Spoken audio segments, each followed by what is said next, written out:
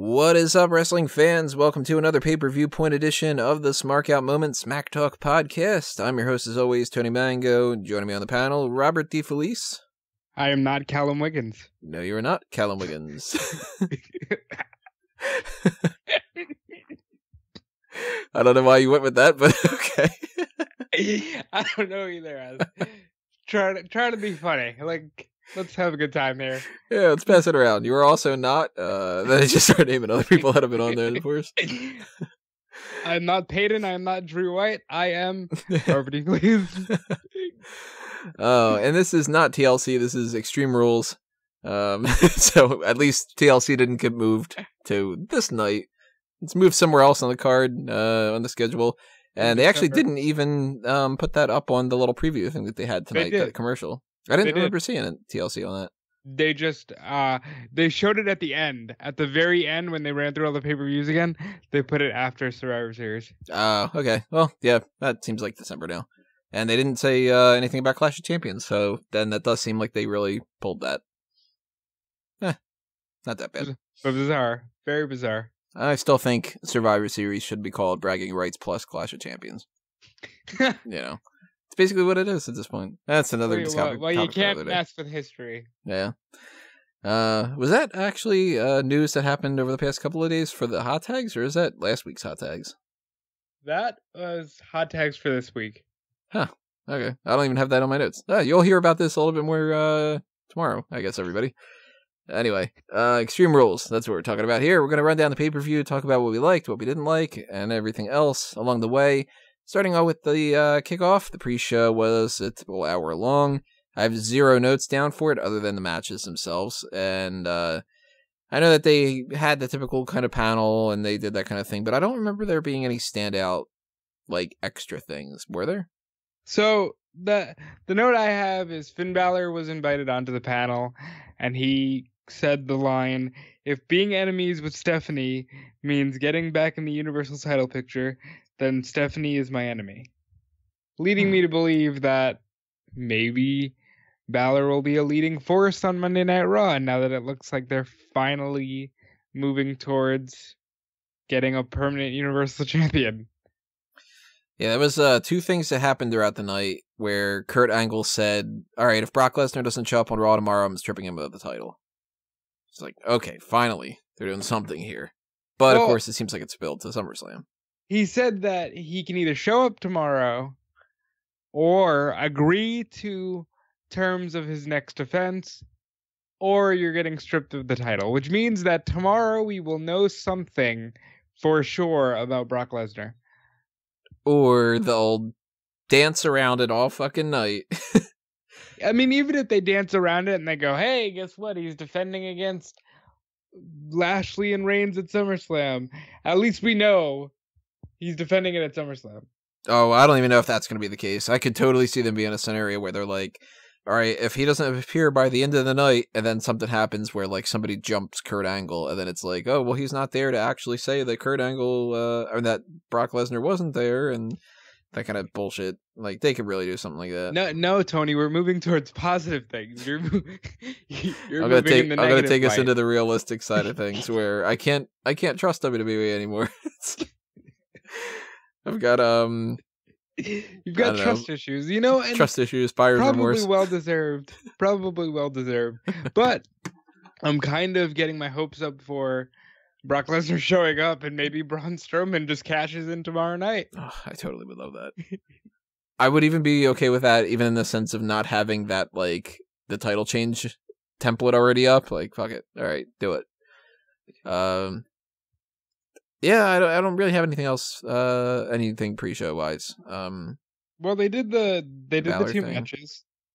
Yeah, the matches. One of them was Andrade, Cien, Almas defeating Sin Cara. If you didn't see that on SmackDown, then it's basically the same kind of thing.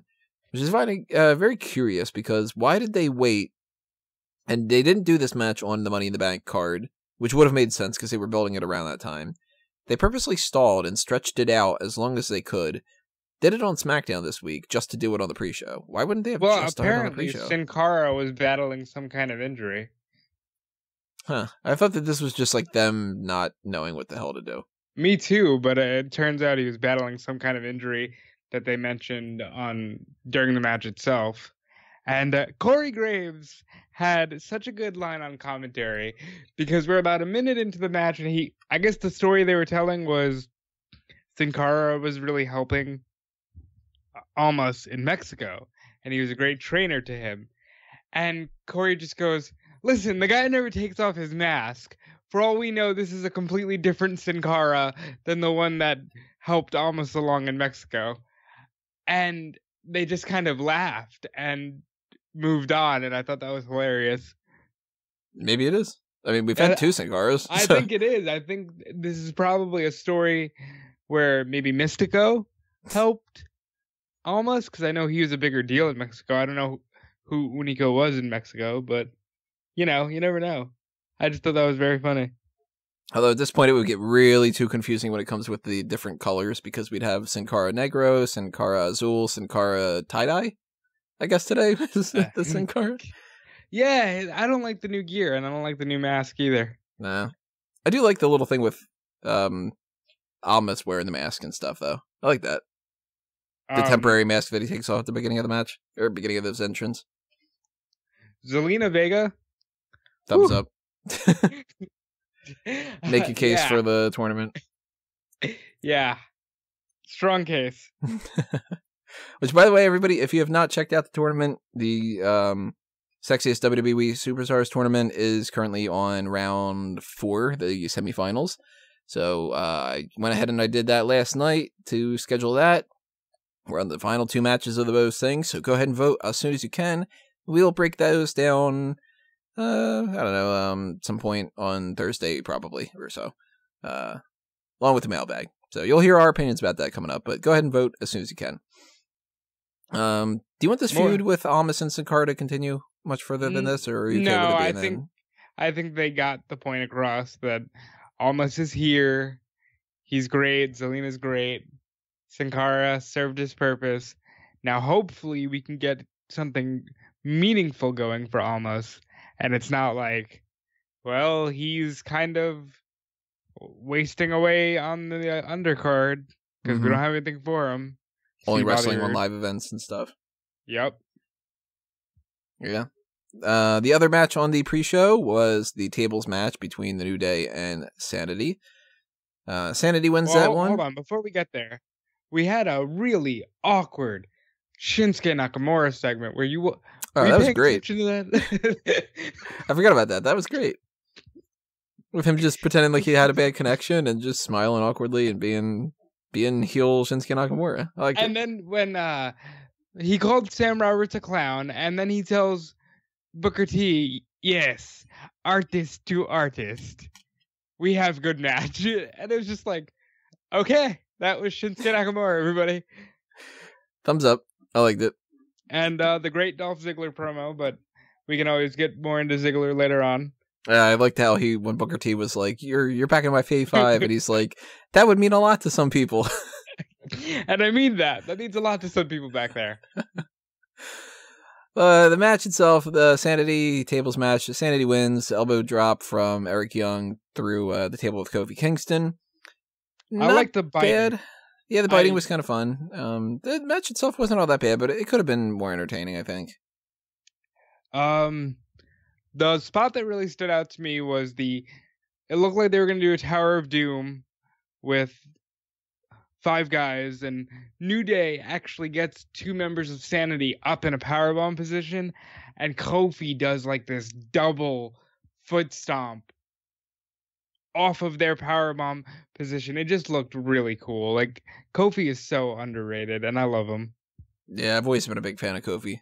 He's just one of those guys you could trust to go out there and do something fun. Killian Dane was wearing a shirt.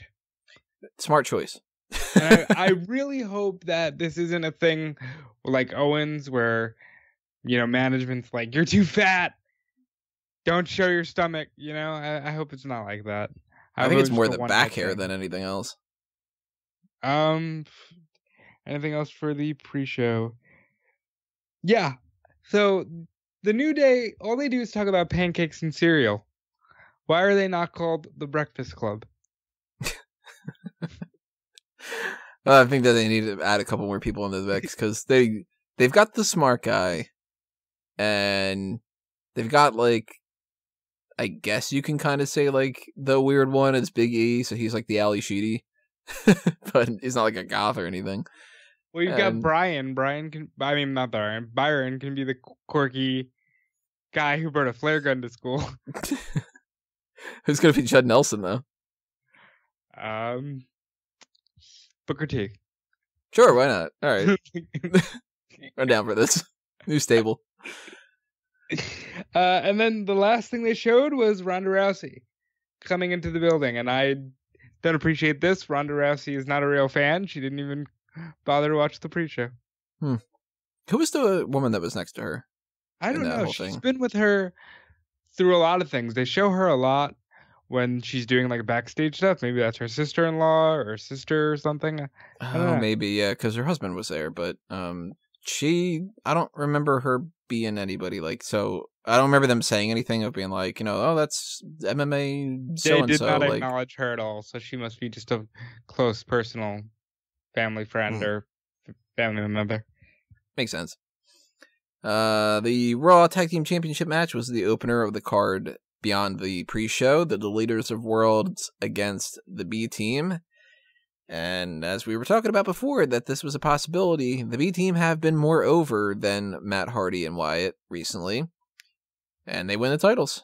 Not here tonight, buddy. I was genuinely surprised with how much Pittsburgh was feeling the Deleters of Worlds.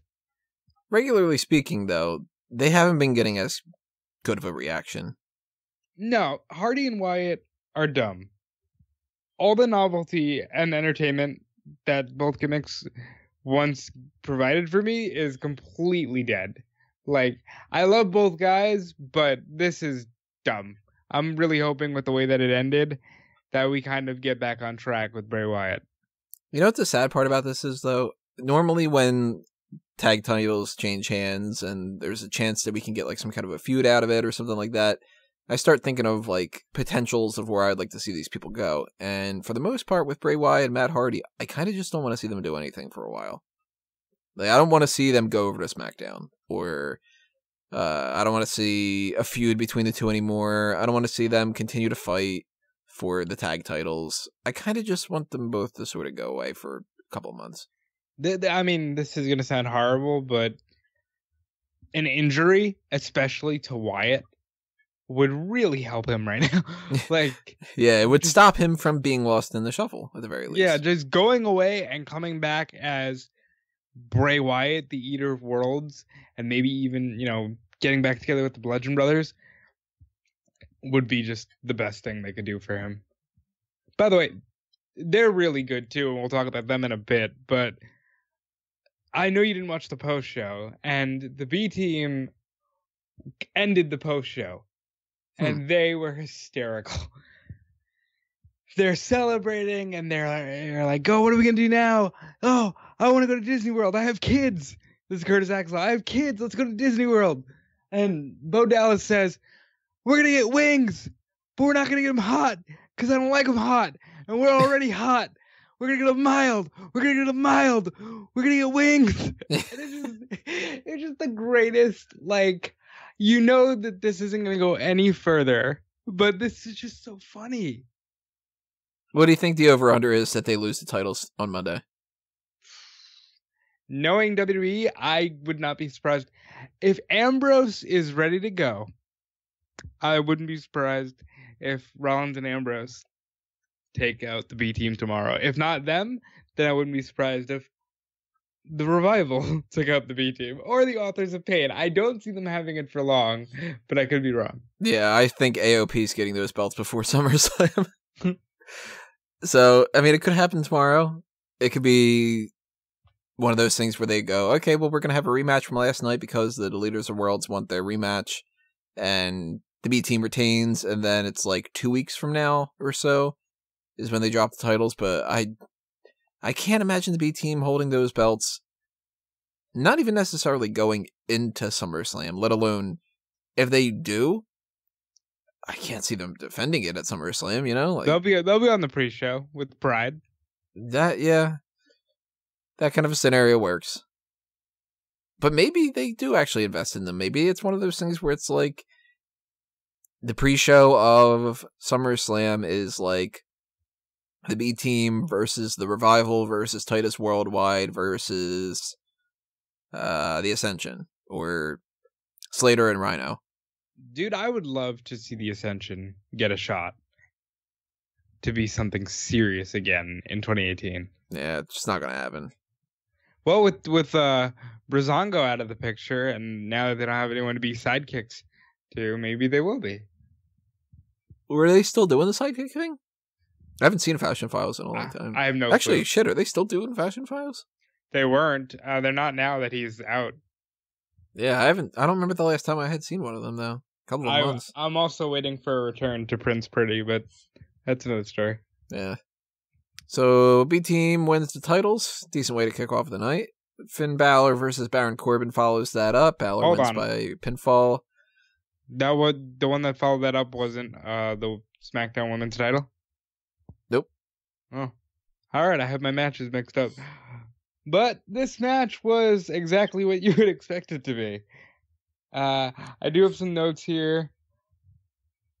Finn Balor, he's a great talent, but I'm having such a hard time getting invested in him, man. I want to, but I'm just having a hard time with it. Corbin should never do a sunset flip. Even if it's just to set up a Finn Balor move, he should never do it. Like, it looks so awkward. And even more awkward was the fact that he's still doing that hair movement entrance. Yeah. What do you think it's like wrestling in corporate casual? I think it's okay. Okay, so the next note I have here is 2 matches in and it's only 7:30. Fuck. Well, you got to take the 30-minute Iron Man match and stretch that out, right? For what? Like for 20 seconds? Yep, we'll get to that. I really wasn't all that into this Corbin Balor match. I was, a little bit busy just like talking to people and having fun. It seemed okay from what I saw, but I really kind of spaced a little bit on it. Yeah, it wasn't great. Yeah. After that, they had a little segment backstage where the Bludgeon Brothers were shown beating the hell out of Team Hell No.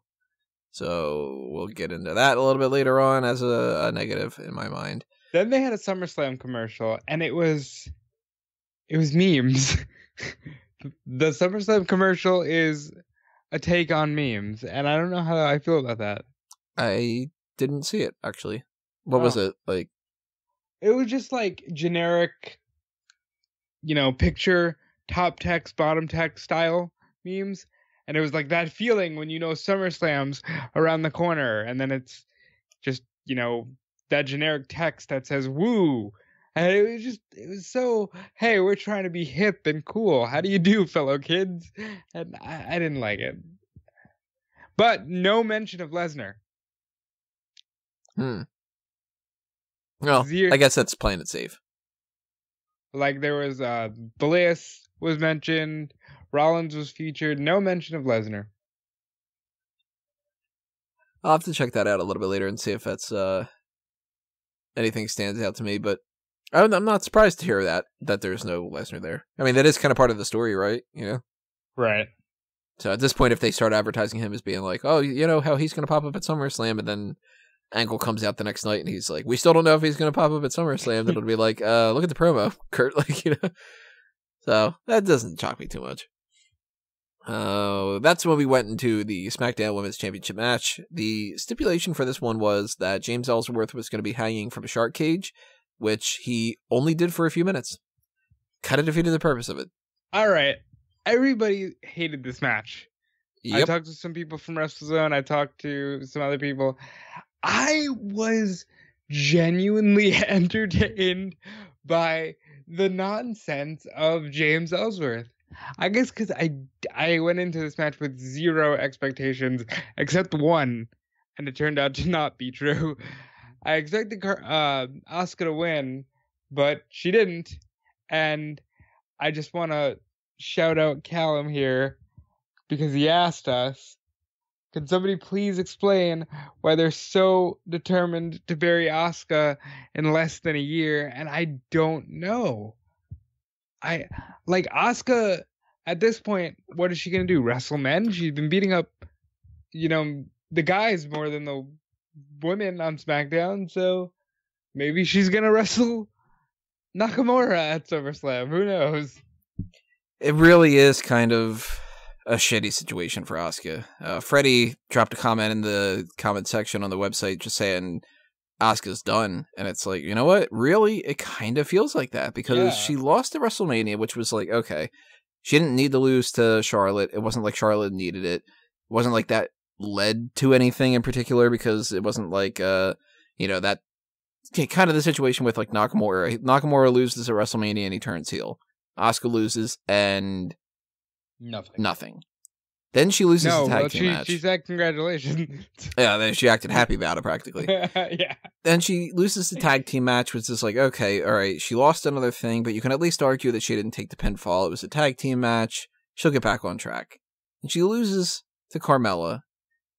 And that's when, I had written like 2 articles about it saying it's not good that she lost to Carmella. Carmella was somebody who was never been booked as somebody who is like a legitimate fighter. She's only been like a cheat, a heel. And to be fair, she was booked cheap here, but it's just the fact that Asuka lost again. Yeah, this was the attempt to say we're doing a rematch because this is when Asuka's going to win the title to offset those recent losses and the fact that we didn't want to put the title on her at Money in the Bank. Having her stretch this out and lose another time, it shows me 2 things. Maybe it's not true, but this is what my takeaway is. Number 1, they gave up on Asuka. And number 2, they didn't know anything else to do. So that's why they were just how about you just do a rematch? I think it's a combo. I think it was just like, well, we don't have any plans to put the belt on Asuka. Well, I don't think they've given up on Asuka. I think this shows the danger of streaks. Like, if you would have just gotten rid of the stigma in NXT, there wouldn't have been this pressure to create something amazing from the streak. And now that they've ended it, it's almost like they're so happy that they can beat her that they just want to keep beating her. You know? Yeah, like, all right, well, now that she is vulnerable, she can put everybody over. Which, if they do that too much, then Asuka's going to lose all of her credibility. Because right now, she's already at a point, if more than... It's not just me who's saying, like, oh, Asuka's done and stuff. It seems like a lot of people are. If people have that kind of an impression, and this was a chance for her to win the title back, if she would have won the title, then it would have been, a rehabilitation phase. Now that she hasn't, what is there really left for Asuka to do? Is she going to just not wrestle all that much for the next couple of months? Like, she's not going to head into WrestleMania as being, like, some super mega push kind of thing again, Do you know what her contract is like and when it ends? No idea. I don't know. I still think she gets the belt before SummerSlam, and we do a rematch with Charlotte at SummerSlam. At this point, I'm thinking that they didn't put the title on Asuka because they want to put it on Becky. I still don't see them having faith in Becky. I would love it if they do, because Becky's so great, but I don't know. It's one of those things where I don't want to see them forgo Asuka. Asuka deserves something. I know there's peaks and valleys and blah, blah, blah.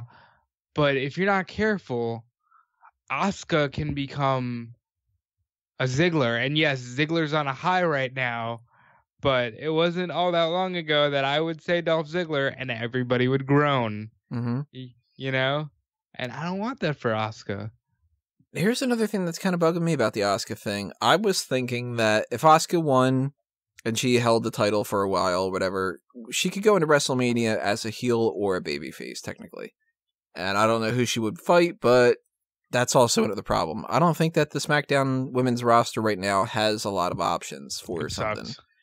Because what do? If you, for instance, if they go with the Becky Lynch route, Becky Lynch wins the title at SummerSlam from Carmella. She holds the title at least past Survivor Series, so that way they could do Ronda Rousey versus Becky Lynch, and then Becky could hold the title or she could drop it, but maybe it's like Becky versus Asuka at like Royal Rumble or something like that. I don't know.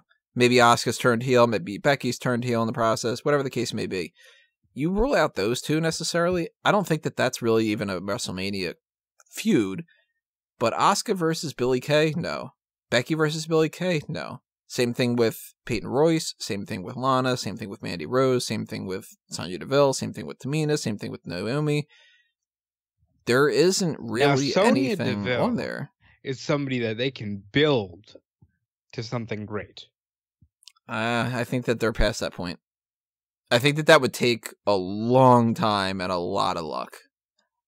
Let me just say that this card and this match too, I didn't hate this match. I was actually thoroughly entertained by the shenanigans, and even the Carmella tossing Asuka into the cage. I thought that looked pretty rough, you know? But there were certain things on this show that made me go, I wouldn't hate a unified brand. Mm-hmm. This kind of makes me sad about that, because I kind of agree. I feel bad about Asuka. I guess we'll see what happens on SmackDown, but speaking of SmackDown, there's the type of scenario with the whole offsetting the losses that I think continues on to the United States title thing, but in a good way. Like, the downside from Asuka was she's lost a bunch of times now. She's lost her credibility. Nakamura, they did the right thing with Nakamura. Yeah, Nakamura loses a bunch of times, and it's like, oh my god, if he doesn't win the United States title, he's going to be fucked. And they start off with a low blow and then a complete squash. Thought it was great. Fantastic. And at first I thought, well, then Hardy can't go. But then they announced the rematch for Tuesday, so maybe he can. Oh, that is happening on Tuesday? Yeah, that is happening. They announced it right before the main event.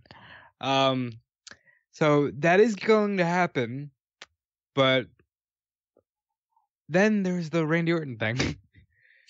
Yeah, I don't quite understand the Randy Orton thing. He comes out and he has a little bit of a stare down with Shinsuke Nakamura, which immediately my gut reaction was, oh, okay, I guess this means that we're getting Randy Orton versus Shinsuke Nakamura for the United States title at SummerSlam. Which, by the way, great match. Could potentially be, yeah. I mean, it makes a lot of sense. And then he kicks Jeff Hardy in the balls. So no, he didn't just kick him in the balls. He stomped him in the balls. He stomped him in the balls viciously, and poor Jeff, like, The thing that's confusing me about this, does that qualify as a heel turn? And this is one of the few times where, I mean, everybody jumps on those heel turns on the website. There's been God knows how many times that people have been like, oh, well, clearly this person turned heel. Clearly this person... somebody even recently put up a thing saying that they thought that Nakamura turned babyface tonight, which I was like, wait a minute, what? But I don't know if I buy the Randy Orton heel turn right now. I have him down as possibly turned heel, because he is Randy Orton. His character has consistently, for the entire time that he's been in WWE, been a dick. So yeah, it's like, did he do that just to prove a point? Or did he do that because he's a bad guy right now? If he did that because he's bad, you get heel versus heel at SummerSlam. Well, one thing you know about Randy, and they kind of acknowledge this too, is like, well, Randy always just kind of does whatever he wants. If he wants to be a dick, he's going to be a dick. If he's going to stomp a dick, he's going to stomp a dick. Yeah, you know, and I'm leaning more towards triple threat at SummerSlam, because he kind of did that. And then he looked at Nakamura like, yeah, you're not such a badass. I can do that too, you know? You're not so evil. I can hit people in the dick too. But they're not just gonna put, you know, Nakamura and Randy in a Balls of Steel match. Like, I think Jeff Hardy gets in there. We have a triple threat at SummerSlam, and they continue this trend of like main event caliber matches for the US title. I'm down with it. At the very least, I'm interested in where they go with this Randy Orton thing. Got to give them credit for that. They got me to go, huh. And now when SmackDown happens, I'm going to be paying a little bit more attention to it. So, thumbs up for that segment. I really liked the low blow and stuff. Nakamura was fun with that. Steel cage match followed that up. Braun Strowman against Kevin Owens, and Woo. credit for calling it. You know, Callum nailed it. He must have had that crystal ball because it's a good thing that Orton didn't stomp on it. yeah, fucking Braun Strowman. Let's just skip right to the finish here. Braun Strowman chucked Kevin Owens off the top of the cage through the announce table. That was gross. Yeah, and that's exactly pretty much what Callum was saying. I mean, you weigh the options. Do you lose the match in favor of beating the shit out of Owens?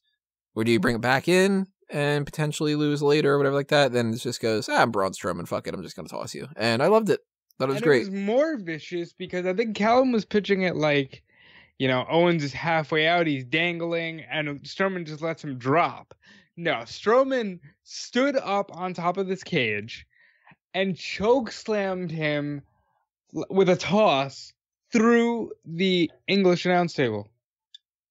And that was pretty fucking vicious. Yeah, I liked it a lot. I thought it was great. I really love that kind of a characterization for Strowman, that he's sort of like, I don't need to win. And the thing I would prioritize more is Owens looking like a jackass. And I mean, he gets stretchered out because of it. So Strowman's happy, you know? One thing I liked is they didn't even announce Owens as the winner, and they didn't even play his music. Braun just kind of said out loud, and your winner is Kevin Owens, and laughed maniacally as Owens was stretchered out. And I like it because Braun can kind of say, okay, I'm done with Owens, so Lesnar's coming? I have this fucking briefcase, and I'm not waiting. And I don't know if I want to see this feud continue or not, because I think that if it finished, I'm okay with it. But at the same time, for a while. I think Owens is going away. That's kind of what I was thinking too. And that kind of brings in the question, then what do you do with Strowman afterward? And then that brings in the whole Brock Lesnar thing and all that. And then that gets a little dicey. But if they did this to keep Owens out of the SummerSlam mix, I'm not opposed to it. Me neither. You know? Especially if this ends up being a scenario where just, you know, snowballing here. Spitballing. That's the thing. I guess technically it snowballs because it goes from one thing to another, but, you know. Maybe Braun Strowman wins that Universal title, and maybe Kevin Owens comes back, and we get Kevin Owens versus Braun Strowman in a Hell in a Cell match. It is the pay-per-view that follows, you know? You know, they're right now, the building is still advertising Reigns and Owens for Hell in a Cell, but you never know. That doesn't seem to make any sense at this point, you know? You never really know with this company.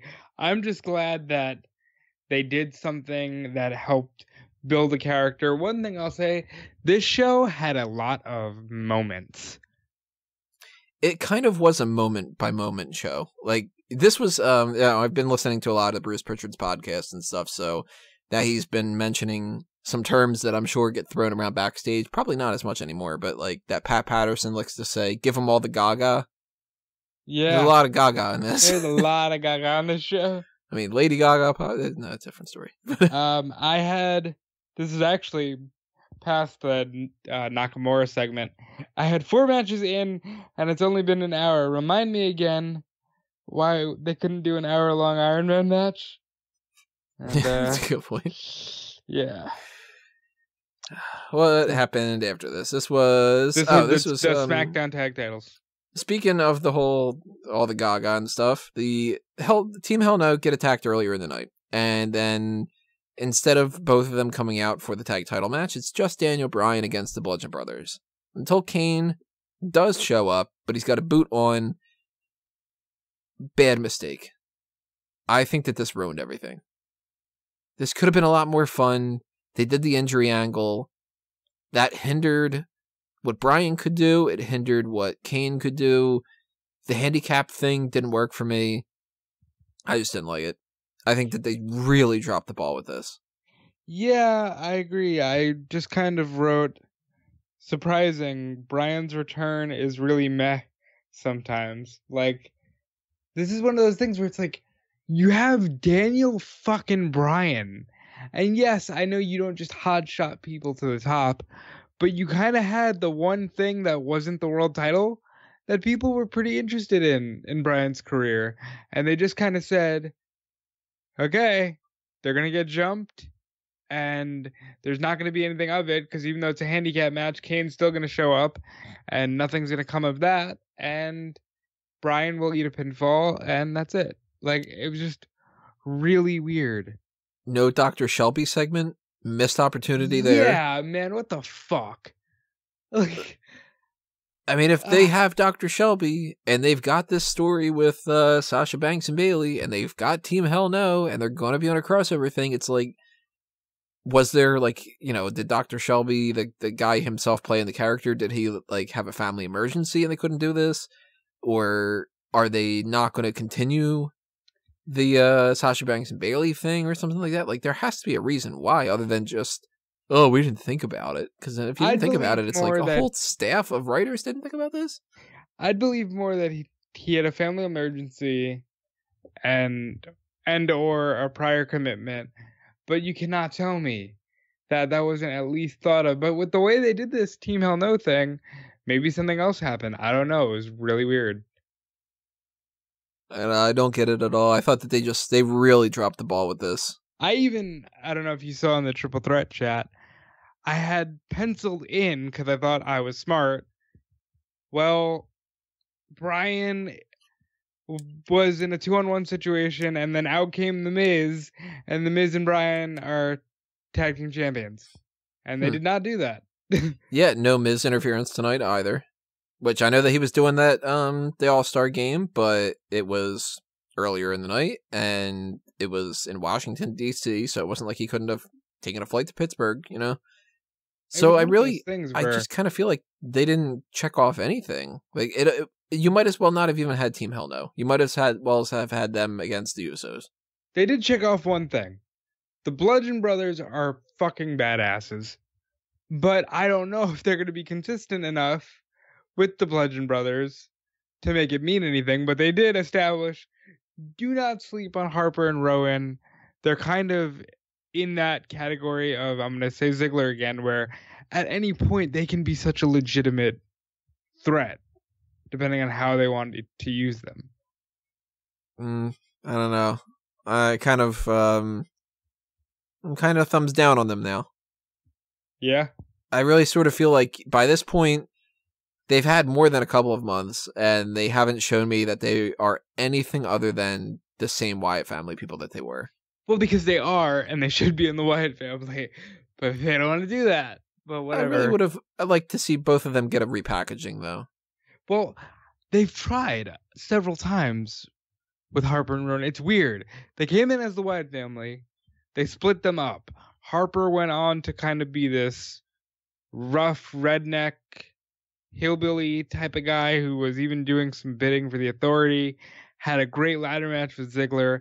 Rowan went on to be revealed as like some Mensa genius who didn't like bullies, and they were on opposite ends of a Survivor Series match. But they didn't really go with it, you know? Like, he was supposed to be like a Mensa guy, but he still wore that stupid garbage bag jumpsuit kind of thing. Yeah. And the sheep mask has continued, and now they just gave a different mask to Harper. The only thing different from them right now versus when they were in the Wyatt family, other than the fact that they are not called the Wyatt family, they traded Bray Wyatt for hammers. That's literally the only thing. If you replace those two hammers with Bray Wyatt standing there or sitting there in a rocking chair, it's the same act. So I really would have rather had seen, like, you know, maybe Eric Rowan shaves off his beard, and maybe Luke Harper changes his hair up, and they change their ring gear up, and then maybe they're on separate brands, and Eric Rowan goes down to NXT and is like a big tough guy in NXT, and maybe Luke Harper is more along the lines of like a Mick Foley type or something. Like, you know, like they could have done something, but instead they're like, hey, can you be Wyatt family without Wyatt? And it's so clear that they know they have the ability, because the fact that they've repackaged them and always put them so close to the top every time shows you that they know. Like when they brought back the Wyatt family and broke them up again, you know, Wyatt was doing the main event of SmackDown close to WrestleMania season last year. And so you know that they have the ability. It's just a thing where I think they get cold feet. and they just put them wherever they're comfortable putting them because they don't know what else to do. So really, at this point, it's them against SAnitY, or nothing else matters, right? Yeah, I don't know if they're going to move to SAnitY immediately, though. I think, do we stretch out the hell no for a month? Maybe this is another thing where it's just kind of like, well, you guys jumped us, and we want a legitimate shot, so let's have another match at SummerSlam. Well, Which, if they do that, then it's kind of bothersome because I always hate when they do that kind of shit. But if they do that, I think it's a huge waste of Bryan in the Brooklyn market. But if they do it, I hope that the Hardy Wyatt thing is finished, and I hope Wyatt finds his ass on SmackDown with the Bludgeon Brothers. Because if you're gonna just leave them as the Wyatt family, make them the Wyatt family. You know what I mean? Yeah, that's true. Or maybe cut your losses with the Matt Hardy Woken character right now. Maybe you just reform the Hardy Boys. Either way, one of them ends up on SmackDown. I could see that. Bobby Lashley and Roman Reigns was next. Which is surprising as hell. I was really shocked. I mean, at that point, it was like, okay, wow, they're going to go with the Iron Man match for the finish. I did not see them having that kind of mentality. But this match... My mind went to Ronda Rousey and Alexa Bliss and Nia Jax actually being the main event just to get the Ronda Rousey thing as the last segment. I thought that would have way too much extra stuff with it. I mean, we'll get to that in a minute, but Lashley Reigns, I thought it was kind of a dud. Did you expect anything else? This Nope. was the one match at Extreme Rules that needed Extreme Rules, and they didn't give it to them. They gave you a straightforward match, and the people shit all over it, as you would expect with a fucking Roman Reigns match in the Northeast. They chanted Against Bobby Rusev Lashley. Day. We want beach balls. Lashley was actually cheered, so I'll eat my words because I had said on the pre-show that I think if you put the two guys together, I think people go for Roman. And nope, they're so over Roman that it was just like, Lashley? Fuck yeah. Like, I just have nothing that stood out to me about this except for one thing. And this is not the type of thing that WWE would be thinking we want people to have as a takeaway for this match. Bobby Lashley sweats a lot. That's the only takeaway I had from this. Yeah, he was dripping like crazy. I had two takeaways. So, the first was in Roman's entrance, where Michael Cole goes, he's the most polarizing superstar in WWE today. And that made me sad because that meant that, like, they officially do not view John as a full-time guy. And it just kind of made me sad for a second. And then the way Roman lost was so overbearingly cocky that I'm like, all right, maybe they're going to turn him heel. Maybe. Because it was so like, yeah, bitch, this is my yard. What are you going to do? My yard. Ooh, ah. Runs for the spear, gets speared, gets pinned like a fucking bitch. And the spear sucked, too. And the spear sucked because Lashley is good, but he's got to be in Lesnar mode. Like, he's got to be a badass heel guy. He can't be, come on, everybody, get behind me, yeah. No, he's got to be a heel. And I think Roman Reigns is fine as babyface, but the fans aren't taking it, so at this point, you gotta turn. You just... I don't usually go and drone on about the Roman thing, but you gotta turn him heel at this point. Especially with that performance in that match. You talked a big game, and you got caught for the third time this year. You talked a big game with Lesnar, and every time you get in there with him, Lesnar catches you. You talked a big game with Lashley, and every time Lashley gets a hold of you, you fall. The only person that Roman Reigns has beaten cleanly in 2018, Jinder Mahal. Because even the Chamber, Braun Strowman left him laying. And Braun did all the fucking work. So, like, at some point, you have to acknowledge, like, what are we doing here? You can't call him the big dog when he loses all the time, and... Can't call him a babyface when he gets booed. And you can't honestly sit there and say that he wasn't being a cocky prick tonight. And making him lose matches like this hasn't gotten him to get cheered. People aren't like sympathetic. Did you notice in the video package where like they focused in on every sign that's like, yay, Roman, I love it when it rains. Kind of, that was one sign that I noticed. I love it when it rains. It was like a little 2-year-old holding the sign too. That filter. So nothing to write home about, but the main story for Raw occurred earlier in the night when Kurt Angle said, we're going to know tomorrow what we're doing with Brock. And that was the story. Do you think they're going Lashley, Lesnar? SummerSlam? I don't think... if Roman's going to turn heel, he does it because they put Lashley against Lesnar in a one-on-one match. And he does the Bret Hart 97 where he's just like, no, this is my match. This is bullshit. What about me? You know, like the whole, I'm sick and tired of... yeah, and I've been screwed, and you've screwed me, and fuck this. And, like, I can actually see that working if they do it. If they have the balls to just do it, I can see that working. How great would it be if, like, Roman comes out on Raw tomorrow night, and he just gets a microphone, and he's like, fuck everybody. And he just drops them, like... And they were like, oh, crap, we gotta bleep that out. Like, that'd be great to just be him being like, no, fuck you, fuck you, fuck you. Did you ever see Half-Baked? Yeah.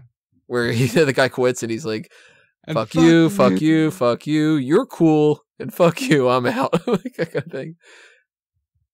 I would, again, we're fantasy booking, and it's easy to get excited when you get in this mode, but, and...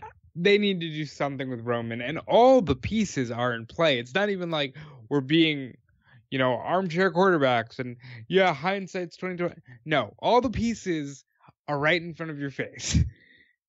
Just pull the trigger, and you'll have a much more excited crowd for Brooklyn. Yeah, I don't know where they're gonna go 100%, but I didn't really like this match. So if all they go with is, hey, we tore the house down, that'll be like, no, you didn't. And then they'll be like, so I think that the fans want to see this again. We should do this again at SummerSlam. I'll be like, I don't fucking care. If they do anything close to that, that just shows ignorance. Mm-hmm. Watch that had to be the case. Ignorance. Unfortunately, I have to be weak. I'm reading one of my notes. I have to be down on the next thing, too. It was an Extreme Rules match between Alexa Bliss and Nia Jax for the Raw Women's Championship, and weak was my main note. Weak chair shots, weak use of Mickie James and Natalya and Ronda Rousey. There were botches in this. It didn't seem like anybody really knew what they wanted to do. I didn't feel any kind of threat for Nia Jax's title, or for Alexa Bliss to drop the title to Nia Jax. I just really didn't like this segment. It would have been so great if it just would have been Alexa Ronda. And I think because they want to stretch it out for the money match at SummerSlam, you kind of get this weird in-between. My favorite whole thing in the match was in the beginning where Alexa, it's almost like a cartoon where Mickey's handing Alexa just a bunch of random objects from under the ring. All right, use this. Doesn't work. Use this. It doesn't work. And then Corey just goes, who puts all of this under the ring? I guess we have kendo sticks under the ring in case of ninjas. And it's like, I didn't catch that. It's so funny that he goes, and by the way, why do we have all these trash can lids without handles? It's just like, God, Corey on the mic tonight is probably MVP. He was shouting out all these random Pittsburgh hotspots and like just pretty much openly joking in like a Bobby Heenan style on the show, and I just loved it. Yeah, see, this match though, Yeah. Yeah. It was what it was. I stopped taking notes after the Lashley Reigns match because everything else was pretty straightforward, and I was actually invested in the main event. Well, partially. So we're going Alexa Ronda. Ronda wins the Yeah, title. I mean, I kind of want to just hit the fast forward button a little bit. but it's annoying because you have all these other characters in play. Nia's in play, and Natalia's in play, and Mickey's still in play. And I just don't know. Like, I don't know what you do. Well, you got Mickey versus Ronda at some point on the road to SummerSlam. You've got Alexa drops the title to Ronda. They probably have a rematch at Hell in a Cell. And then you've got what events do you have after that? You've got the Super Showdown. Yep. And then Survivor Series. And then TLC. Royal Rumble.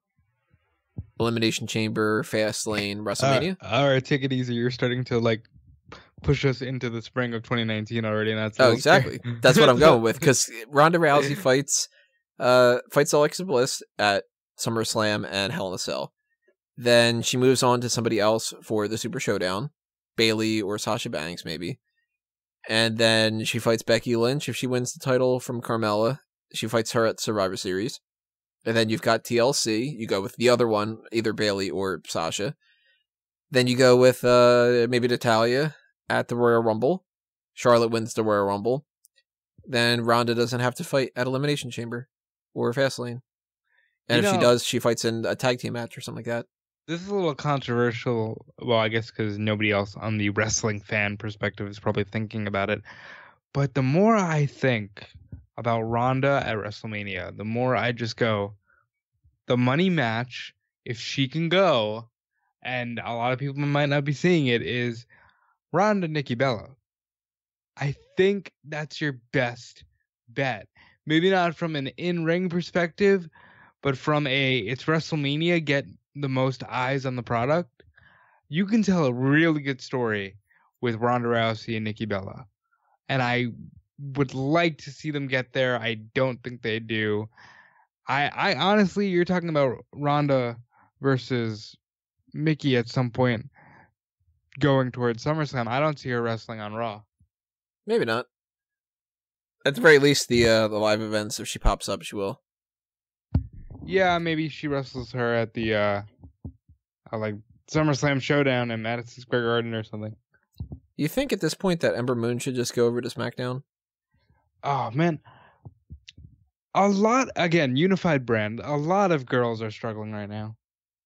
We're going to figure out more about this situation with the women's division tonight and tomorrow. Or, well, Monday. But I don't even think we will, because if you think about it, Ronda's got the Raw division on lock, and even Becky and Bayley and Sasha look not all that special in comparison. And I think the way that they start indicating what is going to happen with Carmella is going to be a major indicator of where they go in the future. Yeah. And it sucks because there's so many talented women on this roster. And I feel like they're starting to fall by the wayside. Yep, I agree. Oh, what do we have here? Second to the last match was the AJ Styles versus Rusev WWE Championship match. Not bad. The crowd was dead for the beginning of it. That was kind of weird. Couple spots in there where Rusev looked pretty good, and overall, for a match that was a throwaway thing, I liked it.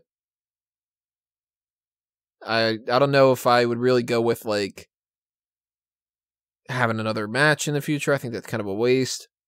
And I know Dane, at the very least, was kind of excited thinking that Rusev was going to win the title and stuff. But my idea of Styles going forward is I think that he needs to not only fight Samoa Joe at SummerSlam, but I think he needs to drop the title. He's held it long enough at this point.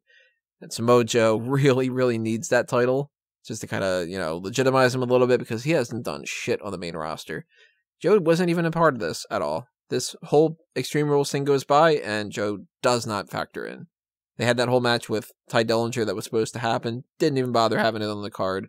So even like leading up to last week's SmackDown, they still weren't even sure about what they wanted to do with him. Then again, we're talking about the same company that did the Sin Cara Andrade Almas thing. So I'm hoping that this means that Styles and Samoa Joe is what is going forward. And maybe they just finally pull the trigger and turn Rusev babyface. Because as far as I'm concerned, there aren't really legitimate babyfaces in the mid-card for Shinsuke Nakamura to fight. Rusev could be one of those. Well, that's not to say I'm really all that interested in a mid-card feud with Rusev and Nakamura, but... Not all that much either, but they kind of need it, because who else is in the mid-card right now? Randy Orton might be a heel. Jeff Hardy might be injured. Ty Dillinger, I like him, but they don't seem to want to give him a push. Almas is definitely a heel. I think Randy, if Jeff is legitimately injured, Randy can get by as a babyface.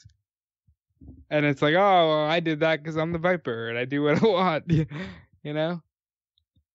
Or to get Hardy back for that little shit that they did before. Right. This Rusev has to turn face, though, I think. For this, for the WWE title, slipped my mind 5 times during the night.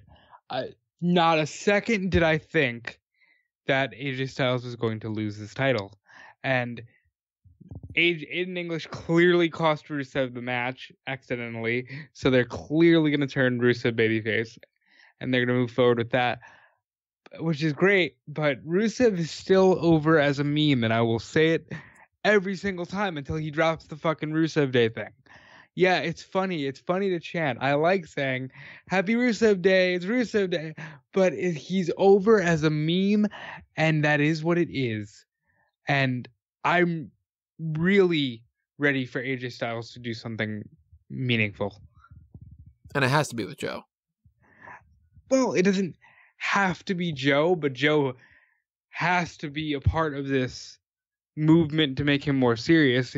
If they wanted to skyrocket him to Brian at this point, I wouldn't care, as long as it's something that means something. I mean, Styles Brian, I think, is one of those potential WrestleMania matches. But it all depends on if he resigns, too. Well, listen, dude, he is... We'll talk about that more on the hot tags, because I know there was a thing where it's like, hey, maybe he did resign because he's on dates past his contract expiration, but he's got to resign. There's no way he's going to be that stubborn and be like, oh, Brie, I love you, and I love that I'm secure and stable, but I'm going to go wrestle for CMLL because I have wrestling needs. Like, come on. It's just not going to happen. Maybe not. But, well, that's another thing that we're going to have to get a little bit more information going forward. I'm expecting Samoa Joe on this episode of SmackDown to, like, attack AJ Styles and just kind of build. Because we have, let me try to figure this out. How many weeks we have until SummerSlam. I think SummerSlam is on something like the 19th or so. So, looking at my calendar right now, 1, 2, 3, 4, like 4 or 5 weeks until SummerSlam. And that's not the longest time in the world, but it also is long enough that they can't just kind of have no idea of where they're going to go in the future. I hope that they have a plan. That's basically all I really have to say. I hope that they have a plan. And the main event for the night was the 30-minute Iron Man match for the Intercontinental Championship. Dolph Ziggler defending against Seth Rollins. They had quite a bit of like fanfare behind this for something that I didn't think was going to be in the main event. I really am happy that they did that because it helps, you know, the Intercontinental title. And it helps both Ziggler and Rollins. It gives us something a little bit different. It would have been a real bad mistake to go with Reigns and Lashley at the end, too. So, match-wise, the score was something that I was interested in. I wanted it to be more along the lines of, like, 5-4, and we technically got 5-4. We did get 5-4. We got a 4-4 draw at the very beginning of it, and then that, of course, becomes, like, the whole, like, all right, when's Kurt Angle going to come out and call for overtime? Which he did. But here's my flaw with it. I liked the match a lot. I thought it was really good.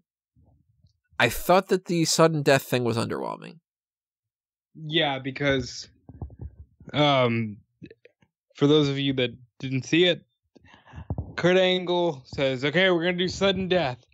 And, oh, hey, look over there. Drew McIntyre distracts Seth Rollins. Hey, zigzag, 1, 2, 3. Sudden death literally lasted the length of a 3 count. I just kind of thought if they were going to do that, that would have been the spot with Dean Ambrose. That he would have came in, he would have distracted Seth Rollins, and then it would have been like, oh my god, that's the big shock of the night kind of a thing. That's why we end with this big thing. Dean Ambrose is back, and he and Rollins are fighting, and for it to just be McIntyre again, it was just kind of like, all right, well then, that's kind of blah. It seemed like it was one of those things where they were just like, let's put the wrestling match in the main event. And Vince doesn't really like going an hour, and he must not like the overtime sudden death things, because this is only the second time they've done it, the first and only being the Shawn Michaels thing. Just to go back into the match a little bit, I loved the pinfall situation, because the whole time I was complaining, as were a couple other people, like Callum, why isn't this an hour? Every match is 30 minutes. You need to make this special. And they did, with the amount of pinfalls that they had in 15 minutes. There were 7 falls in 15 minutes. And I just thought that was fantastic. And then you even have the whole thing where it's like McIntyre cost Ziggler a fall by just getting in the ring and beating the fuck out of Rollins. Because he can't control himself. And it worked. Everything they did worked. Here's my gripe, and I'm going to say it for Callum because he's not here. Fuck the crowd. I 3 minutes in, and I had to turn my goddamn volume down because they decided, because the clock was on the screen, that every time it hit the 10-second mark, they were going to go 10, 9, 8, 7, 6, 5, 4, 3, 2, 1, and they couldn't just leave it. They had to go, because fucking Northeast has to be stupid. I liked it. And I mean, yes. I liked it even more that they did it more than once. Like that they kept doing it. They and did made it it the even whole funnier. time. And I mean, for you guys in the basement, probably fucking hysterical. For me, who was so excited that these two guys were headlining the show, I was so pissed off. I just wanted to enjoy the fucking match, and they're just like, hey, look at us. We're going to fucking circle jerk and put ourselves over again because we have to be the most over thing on the show. And you know what Vince McMahon probably said to that? Well, you see, they wouldn't have done this to Roman. But then somebody goes, yeah, what were they chanting there in the Roman thing? I didn't hear anything. Something about balls. Roman's got great balls, or vascularity. Striations, or yeah, the genetics on them. I loved the match. I hated the crowd so goddamn much. And the sudden death thing, I did say this. It was the first time in a long time that I wasn't angry in I have to review this as a critic. I was just like, you dastardly fucks. I was looking forward to this, and you just pulled the trigger in 3 seconds. Damn it, Ziggler and McIntyre. I kind of want to see what happens with you guys now. Because the entire time leading up to this, I had said, I don't want to get too excited about Ziggler because I don't see them pulling the trigger. But between his promo on the pre-show and him getting the main event here and even winning, I'm starting to get excited again that maybe Dolph Ziggler is going to be a big-time player. Even if he isn't, the fact that they got you excited that's a potential is a good thing. They did their job. They really did. The one thing I'll say is they delivered on levels that I didn't think they were going to. I didn't expect all of the pinfalls. I didn't expect the clever things with like McIntyre gets Rollins up 3-0, but that allows Ziggler to just continue pinning Rollins to even it up. It was good, and it's one of those things I never want to watch it on a compilation because I'd never want to watch the crowd. I have to watch it on mute every single time. but it was good. And you know what I'll say about this show that I couldn't say about any show previous, not the Greatest Royal Rumble, Backlash, or Money in the Bank? I'm excited for Raw because we know for a fact we're getting to the bottom of the Brock Lesnar thing. We know Lesnar's not advertised for Australia. We know Strowman's got a briefcase. So maybe, we're finally going to get some movement on Raw. Outside of that, I love the fact that Ziggler and McIntyre continue to be big-time players. I want more of that. I want more Rollins. I want less of Lashley. I don't want less of Roman. I just want less of Lashley. He's not doing it for me. The B team was great. I honestly, I'd give the show a 7 out of 10. I didn't hate it. I went into it with dreadfully low expectations, and I ended up just letting my mind go and enjoying myself. I thought it was kind of a, maybe a 60-40. I enjoyed it. It was there were some low points, some highlights. I'm not going to be adding this into my, notes for the end of the year for anything in particular, Well, maybe that fucking toss off the cage. Yeah, that would be one of the only things. That could be a potential best spot of the year. Other than that, though, no huge surprises to me. No, I think that they dropped the ball on certain things. Other things were pretty good. I'm glad that the Iron Man match went on last. That was kind of a surprise, but at the same time, I feel like they dropped the ball with the whole not having Dean Ambrose thing, but maybe they can't. Maybe he isn't ready to go. There's a lot of factors like that. Team Hell No was the biggest disappointment to me. I think that really that didn't fall anywhere near my expectations. And the 2 women's matches, those 2, they didn't do it for me. Yeah, I'm going to echo your sentiments and say, Daniel Bryan, we're starting to get to a point where, okay, kick it up a little bit because his return is really starting to feel like you're missing the fact that this was the biggest star in the last few years. I miss John Cena. I'm starting to really miss John Cena as a full-time guy. I'd be cool with him coming back. Oh, no Hulk Hogan tonight either. They did not mention Hulk Hogan. I guess we'll talk about that tomorrow. Yeah. But yeah, that was interesting. Maybe they're saving him for New York, brother. Maybe. Depends. Maybe they were just kind of we need to test the waters a little bit. I don't really have anything else to bring up to you. Asuka, if I'm going to just say what disappointed me, Asuka disappointed me the most, I think.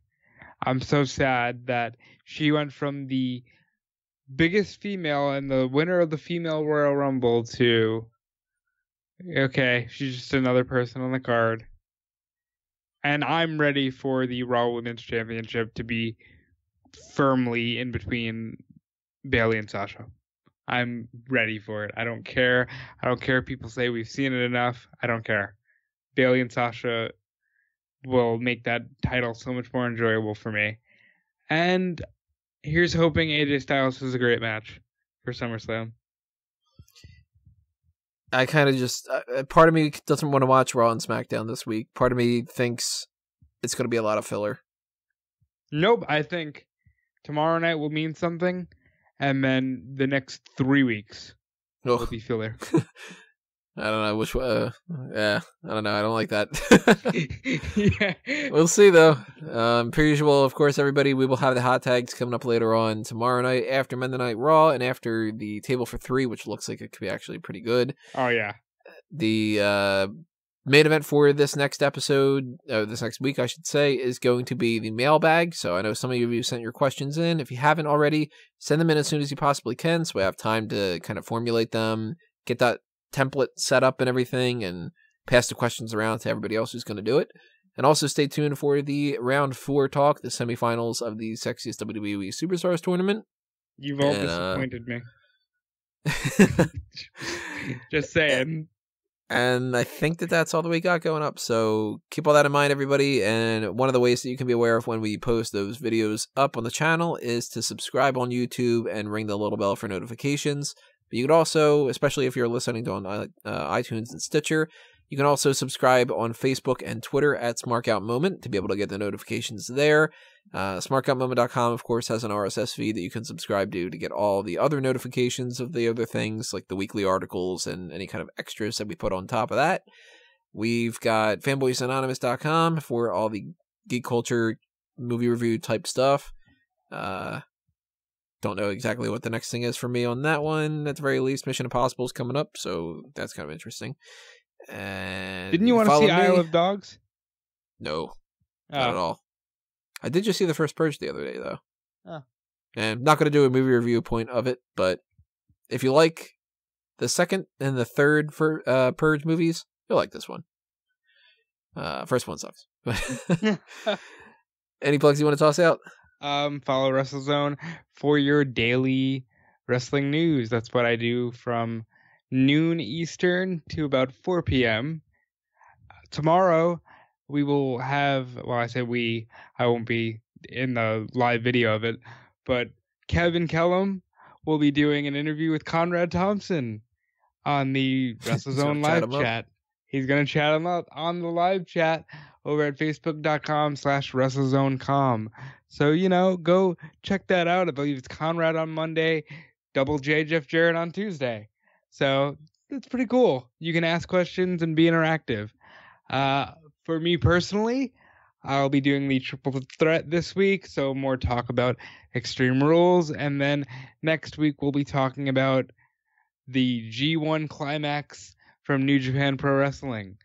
Other than that, I'm on Twitter and Instagram at DudeFelice. And I'm hoping, knock on wood, by the time this is up, I'm finished with it. But Time Killer Apparel is back up with some new t-shirts and some new everything.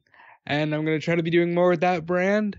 So, head over to timekillerapparel.com and support me.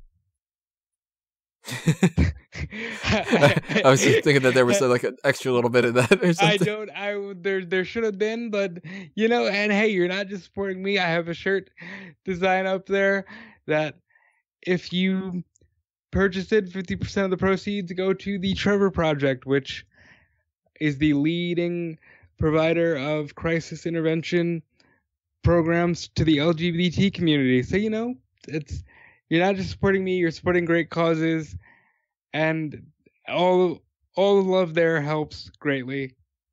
And that's it for me. All right, everybody. Thanks for listening to us. At Wigmeister14 on Twitter. Yes. Keep telling us your opinions in the comments section below, per normal.